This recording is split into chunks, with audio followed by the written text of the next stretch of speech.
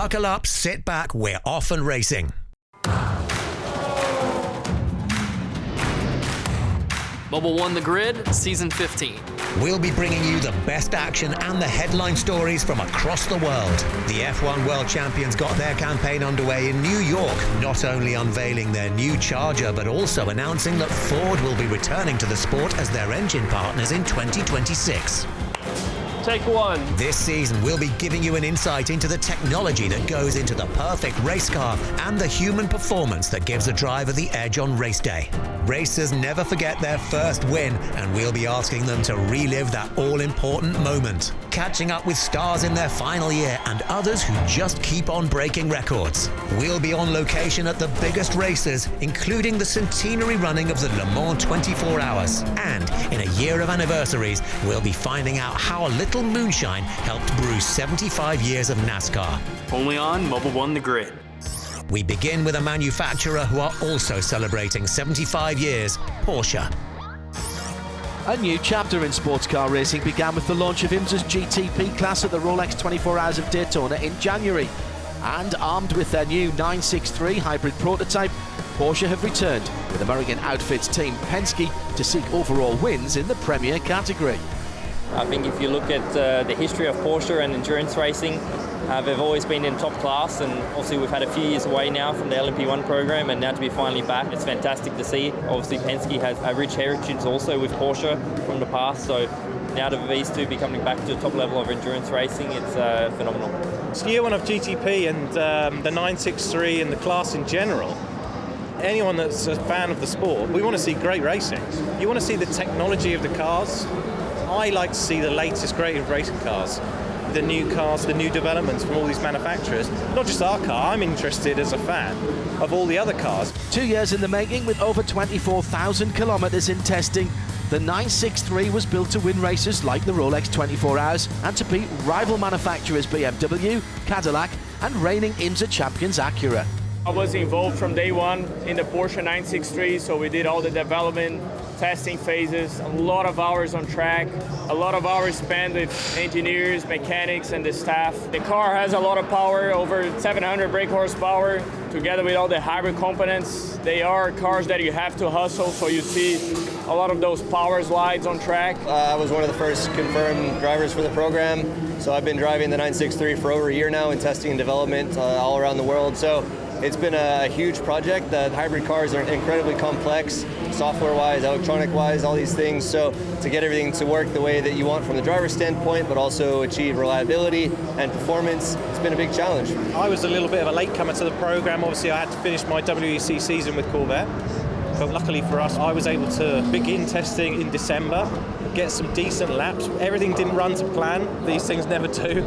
I think whether you develop a car for 12 months or 12 years, there's still things you would like to do, but at some point the green flag drops and the rest of it stops, as the saying goes. As well as prototype veterans, regulars from Porsche's GT ranks are among a lineup of 10 963 pilots racing in both IMSA and the World Endurance Championship this season. I feel like Porsche has been the first one to really come to the drivers and say, look, even if you have no prototype experience with the GT guys like me, and which been in the company for some years now, okay, we give you a chance and we think you can do a good job in something different. I think it was a really smart move from Porsche to make sure the car suits everyone and build the best car possible. So I'm just honored to be part of it, and hopefully that will be just the beginning of a success story. Porsche's previous collaboration with Penske yielded 3 consecutive American Le Mans Series championships in 2006, 7 and 8 with the Porsche RS Spider. While they target more success with the 963, this time they're also gunning for glory in the WEC and at the centenary edition of the Le Mans 24 Hours. It's going to be amazing. It's a lot of competition, a lot of great brands. Toyota has a bit of an advantage, I would say, being in the category a little more time than us. For the partners that we have in this program with Roger, with Porsche, the expectations and hopes are kind of joined into one, which is to win, to show up and be ready to win right from the get-go. To get the 100th anniversary Le Mans win overall victory is, I think, a dream for all of us. This is what we want. This is why we're here. This is what we are working on from the start of this project. For me, personally, it would be a highlight of my career. 2023 is a new beginning for endurance racing and for Porsche. The 963's pace at Daytona, although hampered by technical gremlins later in the race, signals an exciting season for motorsport fans. What we want to see is some good action. What I would like to see is a lot of Porsche winning and make the championship boring, the championship race. But I'm sure during the course of the year we'll see a lot of close battling. This is the way the regulations are set up, and I don't see one car or one team having a major dominance. We'll be back at Daytona later, but time now to check in on the new season of America's biggest race series. NASCAR celebrates its 75th anniversary in 2023, and at four-car powerhouse Stewart-Haas Racing, there have been some developments. A new driver added to the roster, and the announcement that this will be Kevin Harvick's final year. I need more flexibility in my schedule to do the things that I need to do with my kids, and I've had a great run at 23 years in the Cup Series of success, and I still have plans to be involved in the sport in many ways, but I want to get out of that competitive mindset because for me, I am absorbed with everything that comes with putting the car on the racetrack from start to finish. So really it was an easy time with the timing of everything and looking forward to it. To say we've had fun would be an understatement. We've had, tons of fun every single week. To win 37 races together and 25 poles and just all the things that we've done is pretty incredible. But to win a championship together that first year and stick it out for 9 years already has been a lot of fun. It's been absolutely huge for me to be teammates with Kevin, and honestly, I don't think I would be really where I'm at, not only career-wise on the racetrack, even off the racetrack. I'm gonna for sure miss Kevin being my teammate just because he's been literally my first phone call ever since I came here, but glad he's going out the way he wants to go out and hopefully doing it on top. While the team looked to give Harvick the perfect final year, Aric Almirola reversed his decision to retire last season and so gets another chance to drive the number 10 car in 2023. I've certainly learned in life to never say never. I said last year that I was going to retire and I kind of had my plans set in place, but then things change. I had the opportunity and was asked by the race team to reconsider and decided that it was right for us to keep going. So now I'm just on this journey that I don't know when it will end. So pretty humbling and also a great feeling of just feeling wanted. While Cole Custer steps back into the Xfinity Series, the new face in the number 41 Ford Mustang is 32-year-old Ryan Preece. After a disappointing 3 years in the Cup Series with a smaller team, he impressed SHR, winning in Modifieds and the Truck Series alongside crew chief Chad Johnston. This is that opportunity that, race car drivers dream of, to race for Tony Stewart and have the opportunity to go and feel like when you walk into that racetrack, you have an opportunity to win. He's got a second chance at it, and in this sport, you don't get a second chance, especially a good of second chance as what he's got in front of him now. So he needs to take advantage of it, and he wants to take advantage of it, and I think he's going to do everything possible to make it work. He's got a ton of drive and a ton of hunger, and I think all of us on the 41 do as well. I think together we can make a statement this year. When you think of strong pairings in NASCAR, you think Jimmy Johnson, Chad Knaus, Rodney Childers, Kevin Harvick. In my world of just where it revolves around me, Chad right there, he's my guy. I already have a year and a half of experience working with Chad, so how I describe my race car and what it feels like, to some people it could be like them knowing English but you're speaking Spanish. Well, he knows what I'm speaking. He's fluent in multiple different languages. The 41 team impressed immediately, leading over 40 laps at the pre-season clash at the Coliseum. There's optimism across the organisation, with Aric Almirola winning his dual qualifying race at Daytona and all four drivers leading laps during the 500 itself. SHR will hope that NASCAR's 75th anniversary season could also be a landmark year for them. We all have a lot to be thankful for, to NASCAR being here for 75 years and giving a lot of us a great opportunity to do what we love every day. Honestly, when you can go to work and do what you dreamed about as a kid, it made a lot of dreams come true. The sky's the limit, right? You really want to win every race and win the championship, right? But from a realistic standpoint, we got to strive to get all 4 cars in the playoffs and have 4 chances to take home the big trophy. The goal does not change. So the goal is to end the last season just as we did the first season, winning races and being competitive. I know Rodney and Kevin, they have a lot they want to do their last year together. I know Chad and I have a lot to prove. And then Chase and Eric, we have 4 really great teams that I want to go kick some ass this year. We head back to Daytona now to meet some of the star drivers going twice around the clock.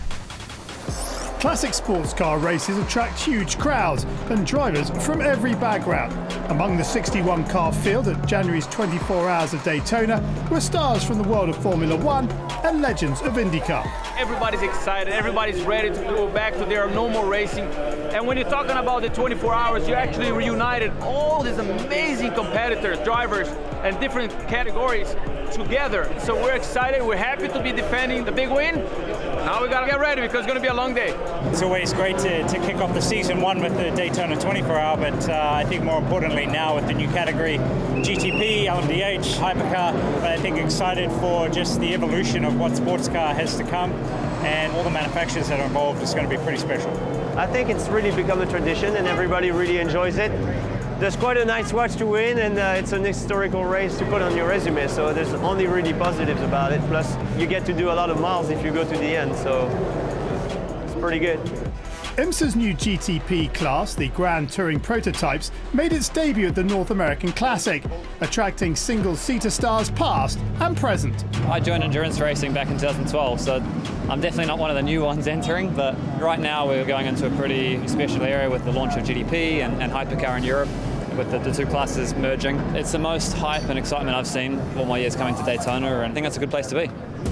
Focusing less on the pure speed of F1 and IndyCar, races like the Rolex 24 emphasize strategy, reliability and endurance, pushing even veterans to the limit.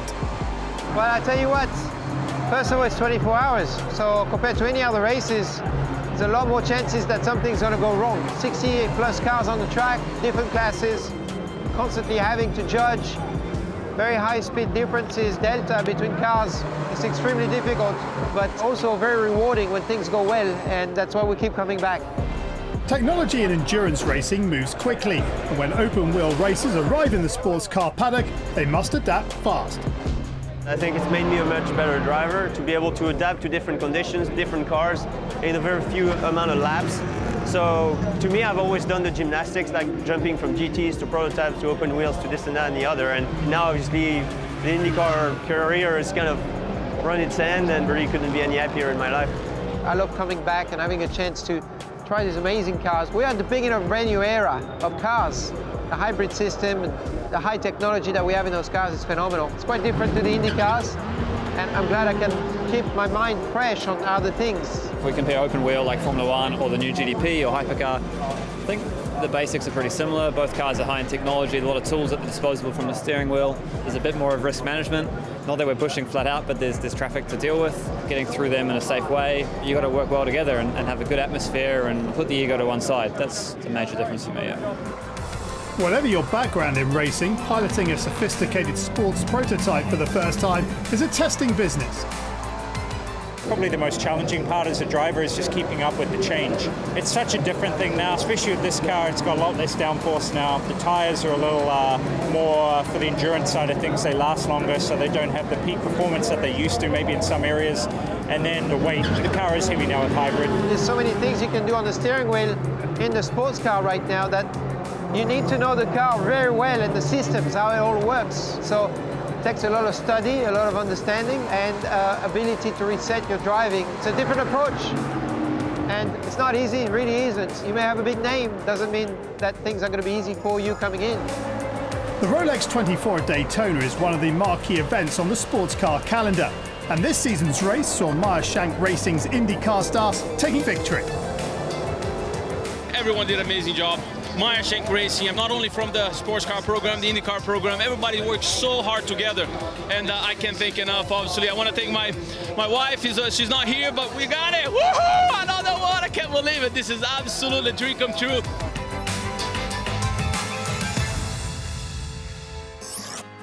Time now to ask NASCAR ace Chase Briscoe about a moment he'll never forget. Throughout 2023, we'll be asking some of motorsport's top names to relive their maiden victory in their chosen category. From Formula One to World Rally and from IndyCar to sports car racing, we'll find out how important a breakthrough victory is to a racer. But we begin with NASCAR and SHR's Chase Briscoe, who made his Cup Series debut in 2021, winning Rookie of the Year honors. He started the 2022 season missing out on victory at the Daytona 500 by less than a tenth of a second, and arrived at Phoenix Raceway 3 weeks later, still looking for his first victory. I think for us last year, we started the season, strong, finishing third at Daytona, leading the laps the first 3 or 4 races. Knew that we were going to be in contention maybe for wins. I didn't think it would come like it did at Phoenix. Phoenix was probably one of my worst racetracks up to that point, so definitely didn't have it marked on my calendar as one that I thought I was going to go win. We obviously started the season with some momentum, some speed, and we just needed to put the pieces of execution together, whether it was pit stops, the car speed and everything. It was all kind of right there in Phoenix. It all came together. It was a combination of everything. I remember my wife asking to go out there with me, and I told her, don't even waste your time. I'm probably not going to win, so just save yourself a 5-hour flight, stay home. And obviously ended up winning the race, but that weekend just went relatively smooth for us. We had a good car in practice, qualified up front, ran up front, was able to start up front at the end, had good pit stops, kind of everything went perfect that race. What a battle we've got. 3 young guns break away looking for their first career win, all 3 of them. In the final stages, Briscoe was up against Ross Chastain and Tyler Reddick, both desperate for their own maiden win in the top flight. A late caution meant the number 14 needed to hold them off on the restart to ensure victory. At Phoenix, the restarts being 5-6 wide, it lends itself to kind of being on the defense, but then being on the offense as well. So I know Chase, he told us after the race that he drove it as hard as he possibly could in the turn 1 and looking in his mirror and watching where Reddick was. But he kind of blocked him and went in real deep and the car stuck, and then he was able to put ground on him after that. Chase Briscoe becomes the 200th winner in the history of the NASCAR Cup Series. That's unbelievable. I was crying the whole last lap. I mean, this is definitely a team win. I got to thank everybody that's got me to this point. 7 years ago, I was sleeping on couches, volunteering at race shops. So blessed to be, driving at the organization of the team, the car that was my hero growing up. So to get this 14 back in victory lane, it's unbelievable. Chase, obviously winning at Phoenix was big for Stewart-Haas, and anytime you can get a win at a cup race, as hard as they are, but to get your first one and to have to do it on a couple of restarts at the end. When it came time to go, he had a little bit left in the tank as far as racing some of those guys, and the kid that's going in and doesn't have a lot of experience at that's kind of when a lot of those get away from you. So very impressed with his effort and the level of detail he had on those restarts, and also super proud of what he accomplished, not only Phoenix, but all last year. We ran up front, we were battling for wins, and I feel like that was kind of us all season long. Anytime we put a whole race together and executed, we were typically battling for the win. It just seemed like Phoenix was the one race where we did all the little things right, and obviously at the end of the day, we were the one in victory lane.